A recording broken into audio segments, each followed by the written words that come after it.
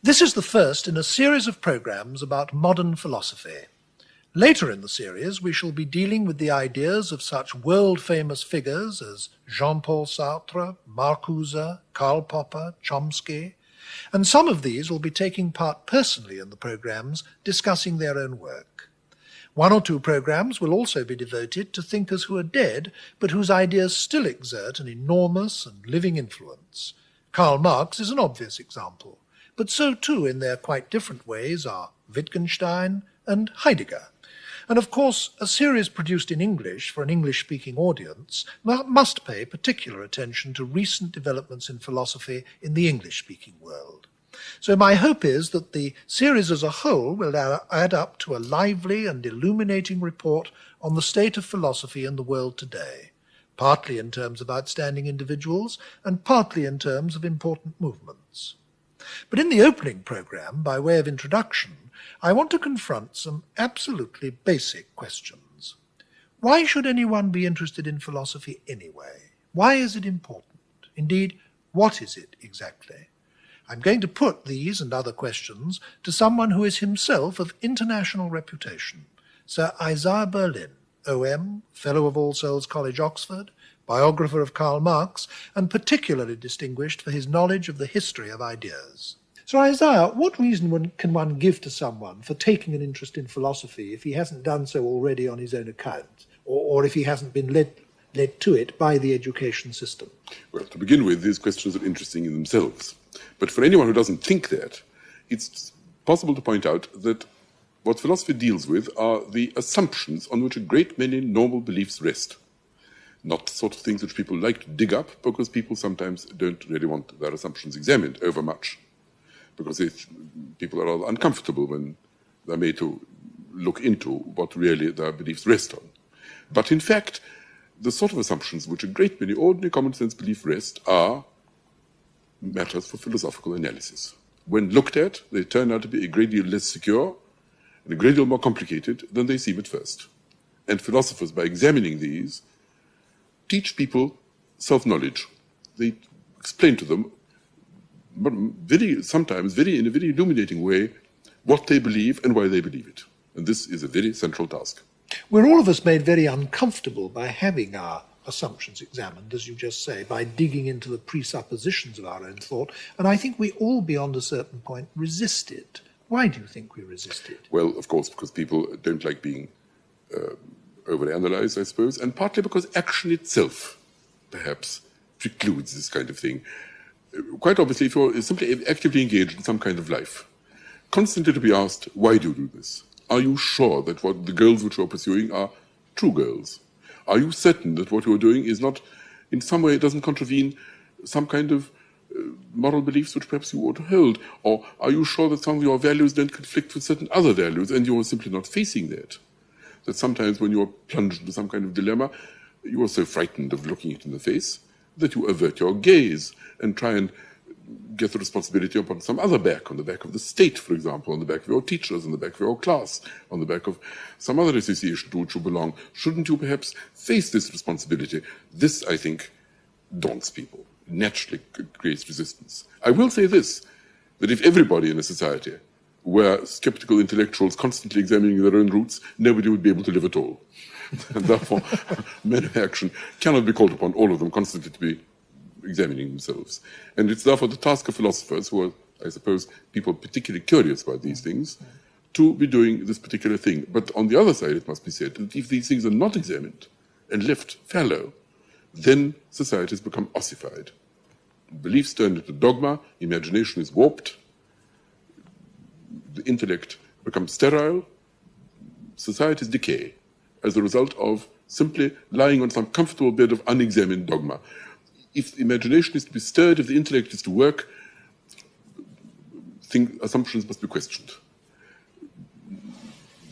Presuppositions must be challenged. The whole thing has to be constantly looked at, and not by too many, and not too much perhaps, but nevertheless sufficiently to keep the society moving. Society moves by some degree of parricide, by which the children, on the whole, kill, if not their fathers, at least the beliefs of their fathers, and arrive at new beliefs. And this is how development occurs. This is what progress is.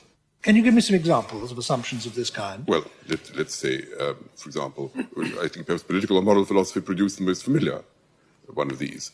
Take, for example, talk about liberty or talk about equality of which the world is at the present moment full. Take, for example, the famous phrase used in the preamble to the American Declaration of Independence, about which is a lot of talk because it happened about 200 years ago and it's suddenly come into prominence and quite a lot is being written about it at the present. There is a sentence about the fact that men were created, I think. I can't quote it exactly. Men were created equal. And in order, and among the rights which have been conferred upon them. We hold these truths to be self-evident, That's right. that all men are created equal, that they are endowed by their Creator with, I think, certain unalienable rights, that among these are the right to life, liberty, and the pursuit of happiness. Thank you very much. That's just what I wanted. Now then, rights. Now, what are rights? If you ask an ordinary man in the street what a right is, he'll be stumped.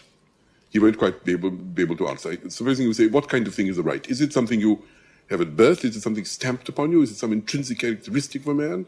Is it something which someone has given you? Who, for example, can rights be conferred? Can they be taken away?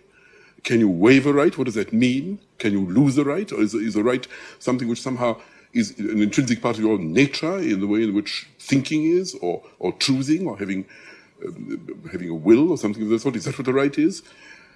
Are there natural rights? What kind of nature? What is nature in that sense? How do you know what these rights are? People have differed a very great deal about what these rights are. Take, for example, let me give you an example. Take, for example, the 17th century, when there's a great deal of talk about rights. Well, there's a tremendous, after all, there's a civil war about this.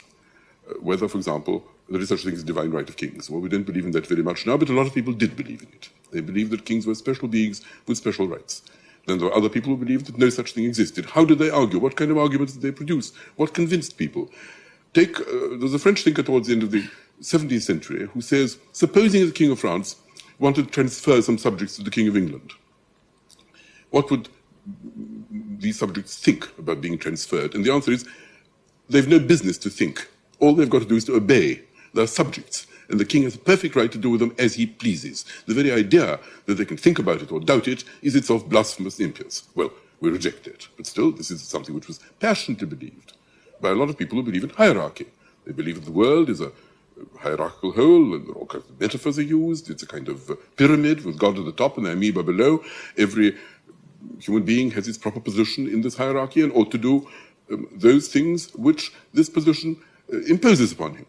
Well, this is something which is believed for hundreds of years. Then there were people who denied this and said, there's no such thing, there isn't any such hierarchy. Men are equal. They are born as they are born. All men have certain natural desires, and all have men certain natural rights. And in respect to these rights, they are perfectly equal. Now, the kind of argument which can be produced either for one or for the other are a proper subject matter for philosophy. What else? What other subject can deal with these? And yet, these are things which are very profound. These are things about which men worry very deeply or have worried. These are subjects in which bloody wars have been fought. These are subjects which touch the very heart. Can you give a straightforward example of a moral philosophical question?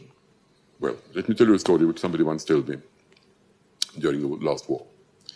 This was a British intelligence officer in France who, towards the end of the war, had to interrogate a French traitor whom it was resistance at court. He'd worked for the German secret police, for the Gestapo, and the resistance was determined to execute him as a traitor.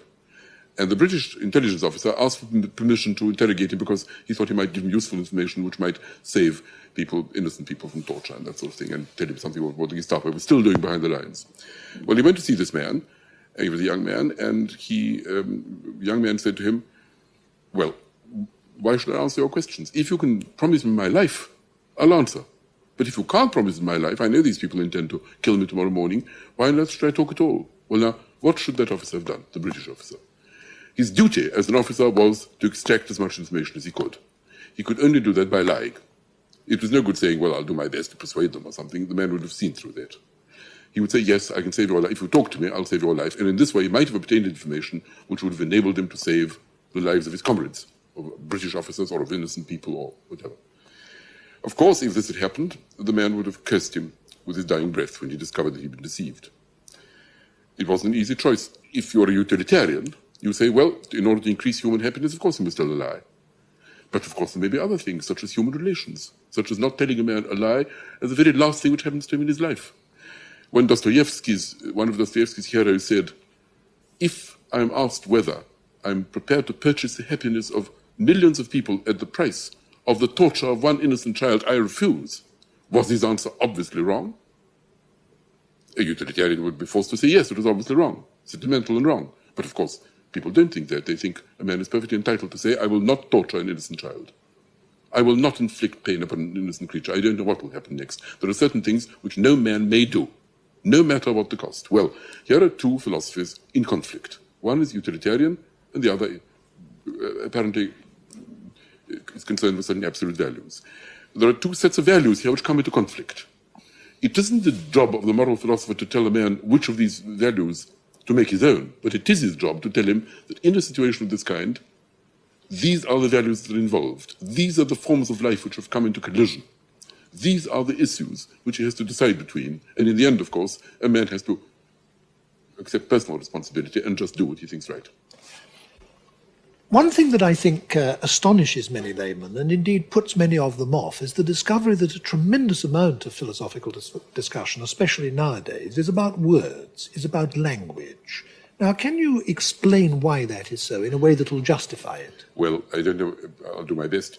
I think modern philosophers, some of them, have done themselves a disservice by insisting that they're mainly concerned about language. People then think that there's something trivial in what they do, that they're concerned about language in a way in which lexicographers or grammarians are concerned, in which case lexicographers and grammarians are better at it than amateur persons of this kind. Yes, they are concerned with language because they believe that we think in words. And therefore, the examination of language is automatically the examination of thought, as it used to be called. And therefore, when these difficult philosophical questions face one to which there isn't any obvious answer, where we don't know the root, the first thing to do is to ask ourselves, what kind of question is this? What sort of answer are we looking for? Is it like this sort of question or like that sort of question? Is it empirical? Is it formal? Is it like neither? Is it more like this or more like that? The first thing is to sort it out. Sorting out is quite a difficult thing to do. And this sorting out is, in a sense, if you like, the clearing up of linguistic confusions. And these kinds of confusions often lead to terrible muddle in people's heads, which sometimes lead to barbarism in practice. I don't know if I can, certainly all kinds of beliefs, which I don't know, all kinds of totalitarian states, for example, implant in the heads of their Well, a lot of Nazi beliefs about race, for example, yes. rested on muddles of all kinds. Partly empirical, partly not. I mean, the very notion of a sub-man, the very notion that there was certain subhuman creatures, Jews, whoever it might be, or gypsies or Negroes, were subhuman, and therefore had to be exterminated. Well, the notion that if they were a danger to society, they ought to be exterminated, was no doubt founded on a false empirical belief. But the notion of subhumanity at all, what it means to be human, subhuman, this series of concepts, that is something which, if it sounds trivial, which the examination of language, how we use the word human, what human nature is, what it is to be a human being, what it is to be inferior and superior, these are philosophical questions, not empirical questions. So indeed, some language philosophers could claim, and have claimed, that by analysing the use of language, they are, in fact, freeing us from the spell of language. It isn't, in other words, it's not they who are under the spell of language, but we. And an analysis of our misuses of language can liberate us from them. Indeed, I should say that's one of the major services. And I think that is why they are regarded as dangerous people by those who want the original use of language to be kept. It was the German poet Heine who said, do not mistake the quiet philosopher in his study. He's a very powerful and formidable figure. Do not think him a mere harmless pedant engaged upon a lot of trivial tasks. If Kant had not beheaded the god of the theologians, Robespierre might not have beheaded the king. The great German metaphysicians, Fichtians, Schedlingians, and the like, are people who will one day not be deterred either by fear or by pursuit of pleasure, and will destroy a great many monuments of our civilization. When this great metaphysical rage explodes over the world, the French Revolution will seem to be a mere child's play, and so on and so on. The power of philosophical or metaphysical ideas is very great. Well, I mean, there is something very peculiar about questions of the kind that philosophy raises, isn't there? I mean, if you ask, what is a right? You used that just now as an example. Is one inquiring into the meaning of a word? Or is one inquiring into the nature of some abstract entity which nevertheless exists even though it's abstract? I mean, what kind of a question is the question, what is a right? Exactly. Well, what you're already doing, I think, is you are saying, when you say that you have a certain right, what is it like to say that? I mean, how do we discover whether this sort of thing is true or false? How do we discover what kind of arguments would lead you to accept a proposition that you have a certain right, say a right to happiness, or on the contrary not? I mean, when Luther, let us say, says, when somebody said to him that men are entitled to happiness, or the goal of life is happiness, he said, happiness? Certainly not. Leiden, Leiden, Kreuz, Kreuz, suffering, suffering, the cross. Well, this is at the heart of a certain form of Christian religion, and it's certainly one of the most profound motifs, if you like, one of the most profound beliefs, which a very large number of exceedingly unshallow human beings have built their lives upon. This is surely not trivial. We would say words, yes. We would say, what does the word cross mean? What does the word suffering mean? That isn't the point. We're not grammarians. We're not lexicographers. In order to find out what these words mean, it's no use looking up dictionaries. It's no use looking up encyclopedias. That is the point. But it's still not entirely clear, if you're not trying to find out their meaning in that sense, what is it you're trying to get at? After all, some of the greatest geniuses in the history of the human race have thrashed out issues of this kind for 2,000 or 3,000 years without reaching any settled and generally accepted answers. This again points to the peculiarity of the questions, I think. Well, let me put it this way. Let's ask ourselves how questions in general are settled. What sort of questions can be settled? Well, there are two great classes of these questions about which this can be said with a certain firmness, I think. One is ordinary empirical questions. That's the questions about what there is in the world. This is the sort of thing which the sciences deal with. I mean, are there black swans in Australia? Yes, there are, because someone has seen them there. What is matter made of? It's made of certain types of molecules. Molecules are made of atoms. There is a certain amount of evidence for this because experiments are conducted, and these experiments are sometimes crucial and lead to the confirmation of theories. Common sense is like that. Where is the cheese? The cheese in the cupboard. How do you know? I've looked. This is regarded as a full and perfectly sufficient answer to this question, and I wouldn't doubt that, nor would you. These are called empirical questions, questions of fact which are settled either by ordinary common sense or in more complicated cases by rather controlled observation, by experiment, by hypotheses, by the verification of hypotheses, and so on. That's one type of question.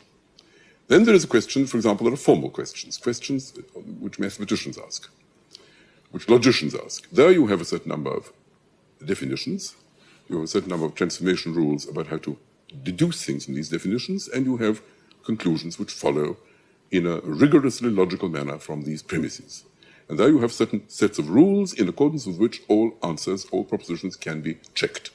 This is not about the world at all. This is about formal disciplines which are, so to speak, entirely divorced from questions of fact. Mathematics, logic, chess, heraldry. This, you don't discover the answer by looking at the window, by looking at the cupboard. If I ask you, how do you know that the king in chess moves only one square at a time? It's no good someone saying, well, you say he only moves one square at a time, but you know, one evening I was looking at a chessboard and I actually saw a king move 2 squares. This would not be regarded as a refutation of this proposition, because what you're really saying is there is a rule in chess, according to which the king. And how do we know the rule is true? The rules don't have to be true, they just have to be rules. You either accept them or you don't. This is how mathematics works and all formal disciplines. These are great provinces of human knowledge. Between these, if I may so put it, there are certain questions which cannot be answered in this fashion. And there are a great many such questions. The thing about the two classes I've just tried to explain about is that there are formal methods of how to set about the answer. You may not be able to know the answer to an empirical question, but you know what kind of answer the answer would be if you knew it. If you say, how long did Caesar live for? You may not know how many years he lived for, but you know how to find out. You know what kind of authors to look up. You know what kind of evidence would be evidence for it. If you ask, are there flightless birds in Thailand? Well, there may or may not be. You may not know the answer, but you would know what kind of experiments to conduct for the purpose of discovering it. The same is true of astronomy. We don't know what the other side of the planet Sirius looks like. You would never seen it, perhaps. But you know that if you could fly there, as you can now fly to the moon, perhaps you would see it, it's all. This is true of formal disciplines equally. There are certain unsolved problems, but there are certain accepted methods for solving these. And you know that looking, smelling, touching won't do in mathematics. Calculation won't do in ordinary the empirical sphere and so on. In the case of philosophy, the great hallmark, I would like to say, is that you don't know how to proceed. Someone says to you, what is the good? What are the ends of human life? Should we pursue pleasure, or should we pursue justice or truth? Even if it doesn't give you any pleasure. How do you set about answering this question? Someone says to you, what do you mean by real? How do you distinguish reality from appearance? Somebody says to you, what is knowledge? What do we know? Can we know anything for certain? Apart from mathematical knowledge, is there anything else we know for certain? How do we know that we know it for certain? What do you do? We don't immediately. There isn't a formal discipline which we say, well, now, there's an expert. He'll be able to tell you what is good. He'll be able to tell you what is right. He'll be able to tell you what is duty. He'll be able to tell you what are rights. He'll be able to tell you whether happiness is the right goal for human beings or isn't. You just listen to him. The mathematician, of course, can answer mathematical questions. We don't think that there are moralists who give absolutely clear answers which any human being who can follow their reasoning is bound to accept. So therefore, there is a certain puzzle at the very beginning about where to look. Nobody quite knows what to do with them. There's a sort of sense of mental cramp which sets in fairly early in the case of ordinary men who ask themselves these questions until they stop asking them. You've come to something absolutely fundamental now, Sir Isaiah, and what I'd like to do, if I may, is, as it were, recapitulate how we've got to the point we're at before we start making further forward moves. Yes. I take it that what you're saying is that throughout the history of mankind, men in their search for knowledge have asked most commonly two kinds of questions. In the first place, there are questions about the world. Man is simply finding out about and mastering his environment and coping with his environment. And questions about the world are answered by looking at it, by investigation, observation, testing, experiment, and so on. Yes. These are factual questions. The second kind of question are questions of a more abstract or formal kind, like questions in mathematics or in logic or, as you said, in games or in heraldry.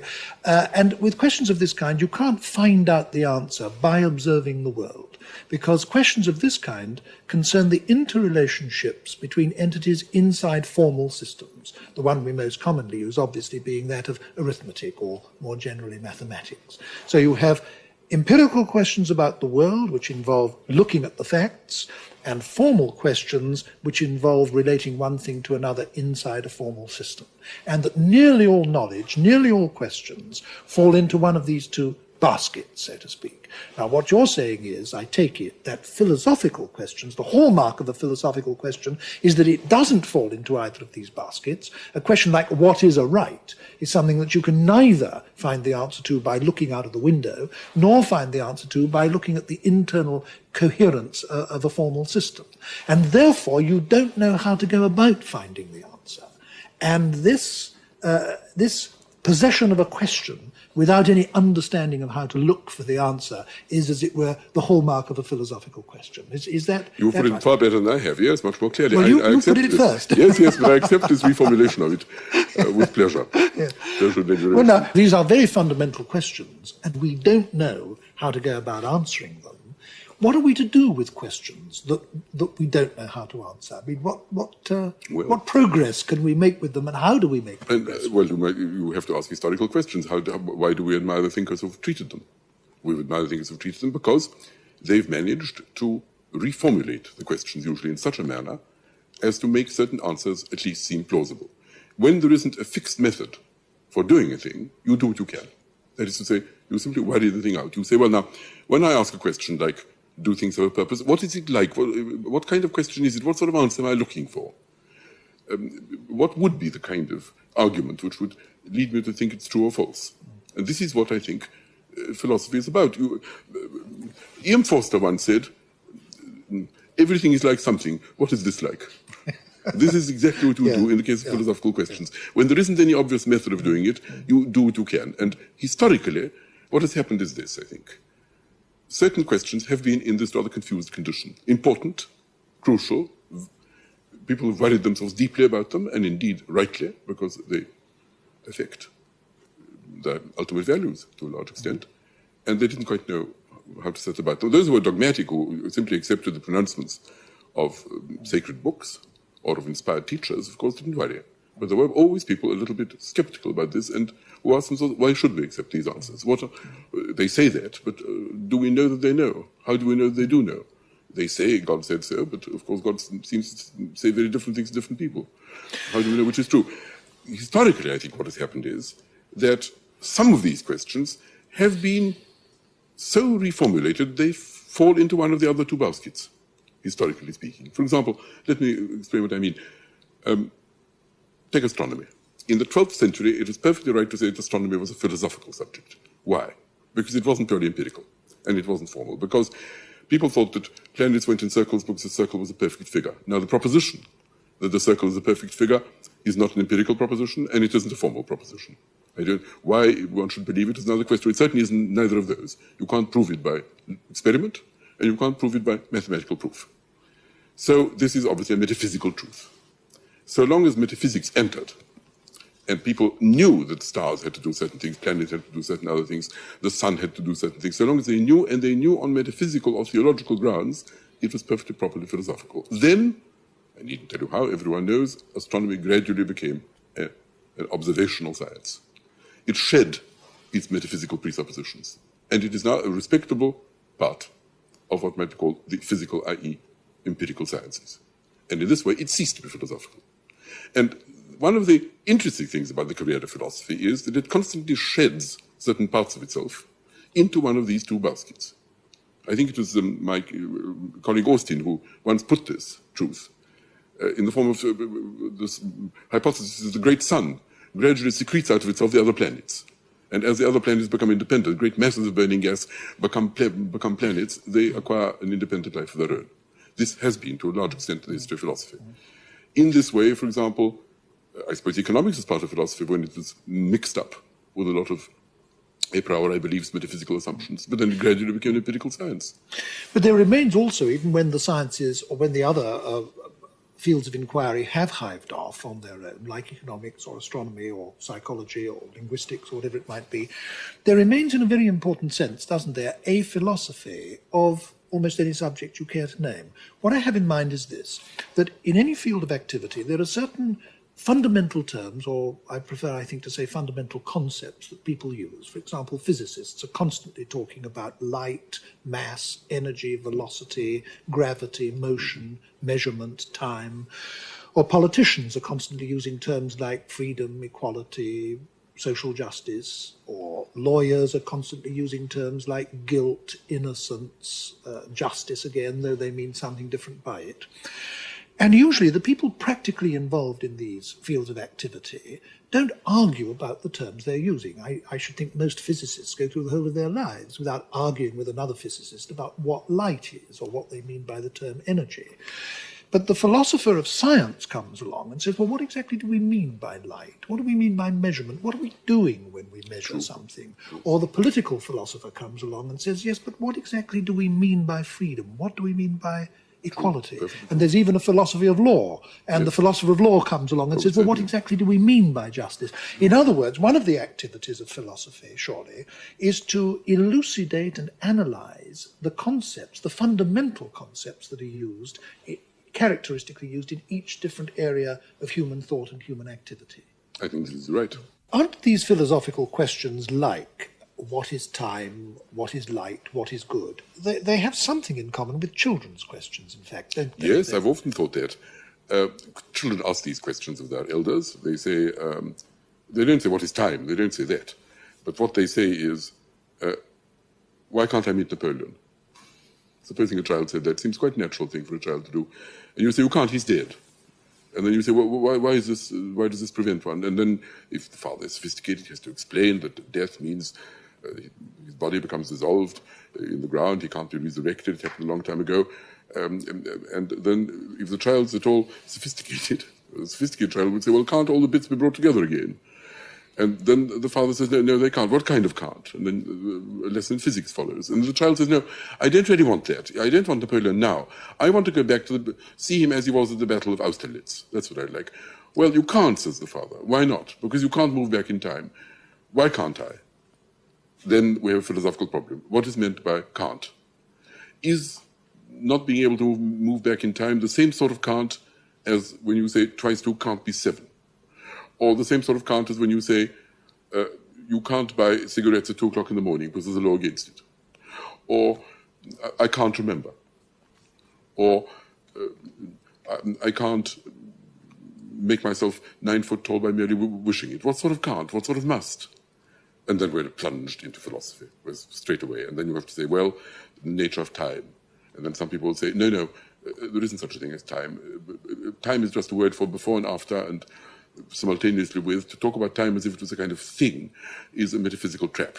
And we're launched.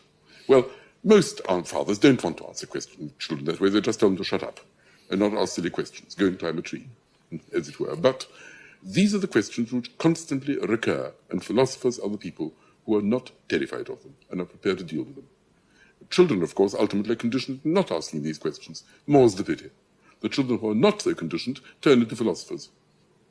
I think you need to say a little more about this, because I think one of the hardest things for the layman is to see what kind of illumination can be got out of trying to answer unanswerable questions. Well, they're not unanswerable. How can you make progress? They're not unanswerable. They're not unanswerable. You can make some way towards an answer. They're not unanswerable. By clarifying the concept, sometimes you discover that the question has been falsely put. Sometimes you discover it's an empirical question, muddled up with a formal question. All kinds of things happen. But if you really want me to, let me give an example of something I'm trying to say. Take moral philosophy again, which is quite a good example because most people have moral problems in their lives. Now, what should we say? Supposing we ask a partly moral, partly political question. Supposing we say this. An ordinary question in a hospital. There is a kidney machine. It costs a very great deal. There are not very many of them. Many people have kidney disease for which this machine might be useful. Should we use these machines only for important people because they confer a lot of benefits in society? If there is a very important scientist who suffers from kidney disease, should the kidney machine be reserved for him in a fortnight's time, or there is some innocent child dying for which the kidney machine might save? How do we decide? What are we to do? Supposing there aren't enough machines to go around. What do we do? Should we put such questions to ourselves as which of these is going to benefit society most? This is an agonizing question of practice. Well, the moral philosopher is not going to give an answer to that and say, no, save the great scientist, save the child, doesn't matter which. What it will do, a good moral philosopher will explain to you what are the kind of considerations involved. They'll say, well, now what are you asking? Are you entirely concerned about the happiness of mankind? Is that your only consideration? If it is, then I just say it's right to save the scientist because he'll probably confer greater benefits than this child, however innocent. Or do you also believe that all men are equal and that all men have an equal claim to be saved, and one mustn't even ask which of these people is more important? Is this your thought?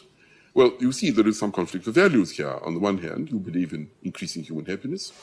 On the other hand, you believe there is something wrong in obviously preferring some to others and creating a kind of hierarchy of claims. So, when you said that the moral philosopher wouldn't tell you what to do in the case of your example of should we use the kidney machine for the scientist or the child, I think you said something extremely important for our present discussion. Because I think a lot of people come to philosophy wanting to be told how to live, or wanting to be given an explanation of the world or an explanation of life or something. And it seems to me that to have that desire is an abnegation of personal responsibility. One shouldn't want to be told how to live. One shouldn't want definitive answers. But it's an entirely different thing to want clarification of one's life, clarification of issues, and so on, so that one personally can take decisions and take responsibility for oneself. It's a painful thing you are saying, but of course I agree with it. Most people want to be given answers. One of the things I remember very well, Turgenev, when he's writing about his own writing, says one of the troubles about his novels, why they're not more admired than they should be, is the Russian reader in the 19th century wants to be told how to live. And he wants to be quite clear about who are the heroes and who are the villains. And Turgenev, doesn't do this. Tolstoy did it. Dostoevsky did it. A lot of other writers do it. In Dickens, there's no doubt who is good and who is not. But Turgenev says, all I do is paint human beings as they are. I don't guide the reader. I don't tell him on which side, so to speak, I myself stand. And this irritates them, annoys them, leaves them hanging in some sort of way, and people hate that. It's not the business of the moral philosopher any more than it's the business of the novelist to guide people in their lives. What his business is to face them with the alternatives, with the issues, explain to them what they're choosing among, and then, in the light of whatever it is they believe, they must plump. There is, of course, one philosophy in the modern world which is perhaps the most widely influential and the most widely discussed in the world as a whole, and that is Marxism, which does tell people how to live and does give them a complete explanation of the world and of history and of life in general. Do you think that differentiates it from other kinds of philosophy? It differentiates from other kinds of philosophy to this extent, that it isn't typically a philosophy at all. Marxism is a theory of history, and Marxism says we can explain the development of human society by, in a causal sort of way, by explaining how human beings developed as they have. There are certain laws, and when you grasp these laws, you will understand why things have happened as they have, why you are where you are on the social map, why you hold the ideas that you do, because perhaps you belong to a given class, and this particular class has the ideas it has because it is engaged in a struggle with certain other classes, and your ideas are in some way determined by your position in the class struggle. Now, this is an empirical theory of history. They may pretend that it's something else, but it is actually an attempt to produce a science of human development, a sociology, in fact, on a level with physics, chemistry, biology. I'm using different concepts, using different categories, of course, but it's a science. And once you understand how human society develops, you will then be able better to operate, to live better, just as if you understand physics, if you know physics, if you understand chemistry, if you understand biology, you are better able to go about the universe without being a victim of unknown forces, which perhaps breed superstition and terror. This is what Marxism claims, but that's not its philosophical aspect. That is simply Marxism as an empirical theory of historical development. It does offer one a model of society and a model of history and a model of man's relationship to man. And indeed, that brings one to a question that I want to raise with you very much. I talked earlier about how one of the tasks of philosophy and philosophers is to elucidate concepts. But of course, that is only one of the tasks. I mean, concepts are, as it were, atoms of our thinking. But we don't only think with the atoms, we also think in what are usually called models. That is to say, for example, if we're talking about society, some thinkers have seen society as a sort of machine, put together by man to accomplish certain tasks in which the various moving parts connect up with the various moving parts in certain ways. Other people have tended to look on society as a sort of organism, as something that grows like a living thing in the way that the oak comes out of the acorn. Now, depending on which metaphor or which picture or which model, as people usually say, of society you use, you will usually derive all sorts of other practical consequences from it and tend to behave in different ways, have different attitudes to government, to history, and so on. Now, another of the tasks of the philosopher is it not, the critical examination of models? Yes, this is absolutely true. Marxism is a perfect good example of what you mean. You see, Marxism uses as a model something rather like an evolutionary theory. It applies it to the whole of human society, but Marx himself is perfectly conscious, indeed proud of the fact that he supposed himself to have discovered the, if not the solution, at any rate the road to the solution of what might be called the social development on the analogy of Darwinism in the realm of biological nature. Whether he did or not is another question. That's what Engels claimed for him. And that means that he used this particular model. Now, I think I'm not mistaken in supposing, I've always thought, that the history of philosophy is largely the history of changing models. And the examination of these models is, in a way, a very typical philosophical task. Again, Mr. Forster, everything is like something, what is this like? The only way in which you can explain things to people, usually, is by some kind of analogy, from the known to the unknown. You are faced with something puzzling. What is man? What is human nature? And you say, well, human nature is rather like Take zoology, now we know a great deal more about that. Take botany, we know a good deal about that. Human nature isn't awfully unlike that. There is a general science of all creatures in nature. That's what the 18th century thought. Why should we suppose that human beings are different? What we can do, said Condorcet, for bees and beavers, we ought to do for men. Zoologists are able to produce a science of bees and beavers, and in time we shall have a science of men on the same sound, naturalistic principles. Plato, who is the beginning of all these things, who I suppose it was Whitehead who once said that philosophy was simply a lot of footnotes to Plato. Plato really started all the great questions which have troubled us ever since. Plato thought that the mathematical model was the model, that you could somehow explain the universe in some sort of geometrical terms by deducing what there is from some kind of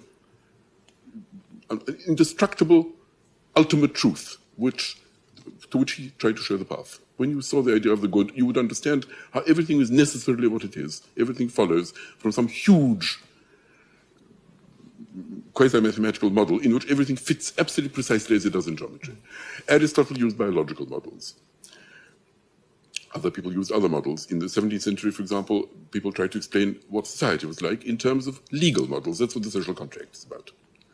And always when a new model comes, it throws light on something. People say, ah, yes, the old model, the old hierarchical model of the Middle Ages in which the thing was like a pyramid or perhaps like an orchestra in which every group of instruments had its own specific function which God assigned to it, that doesn't really explain things. We don't think that there is something really sacred about kings and sacred about great captains, which isn't true about ordinary peasants. This just isn't so. This is much better. Contract. This is the real thing. So that the new model liberates one from the oppression of the old one. And then this model obscures the truths which the old model showed, and is in turn replaced by another model, which of course liberates you from the second model, but obscures bits of that. And then the fourth model comes, and the fifth model comes, and so we go from model to model. And why do we choose certain models? Because there are certain problems which oppress us particularly at particular moments of history because of what happens around us, because of the pressures upon us. It seems to me extraordinary that so many so-called plain men should assert that the critical examination of these models is really an abstract and unrealistic activity, because if you don't drag out into the light the presuppositions of your thinking, especially in moral and political and social spheres, then that makes you simply the prisoner of whatever the reigning orthodoxy is. It makes you the prisoner of the existing model, of the model of your age or the model of your day.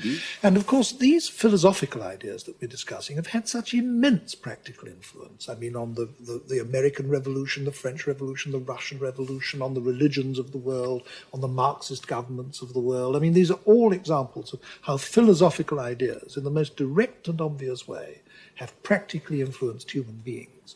So the view that this is sort of unconnected with real life seems to me to be itself unconnected with real life, profoundly unrealistic. But I entirely agree. I think if ordinary men think so, it's because perhaps some philosophers have used unnecessarily esoteric language for dealing with these things. But of course, one mustn't blame them either. Once one becomes absorbed in a subject, one must be absorbed in its detail too.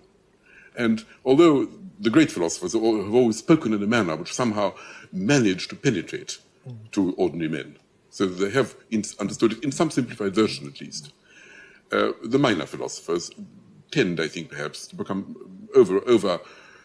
occupied with the minutiae of the subject. But that's all it comes to. I think it was Russell who once said something which seemed to me profoundly wise, rather unexpected from him, oddly enough, I think, which is this, that the great, the central philosophies of the great philosophers of the world are essentially simple. That the elaboration is not in the model of the world, not in the pattern in terms of which they saw the world, but in defenses of this pattern against real or imaginary objections. There, of course, a lot of ingenuity comes in, there a lot of technical language comes in, and all this is very necessary. But the fundamental vision is intelligible, is comparatively simple. You really do know the fundamental vision of Descartes, the fundamental vision of Locke, the fundamental vision of Plato, the fundamental vision of Kant, the fundamental vision of some contemporary philosophers too, is intelligible to ordinary men. It isn't esoteric. Well, I hope we shall succeed in the rest of this series in making some of these visions, as you call them, intelligible to ordinary men. Thank you very much, Sir Isaiah.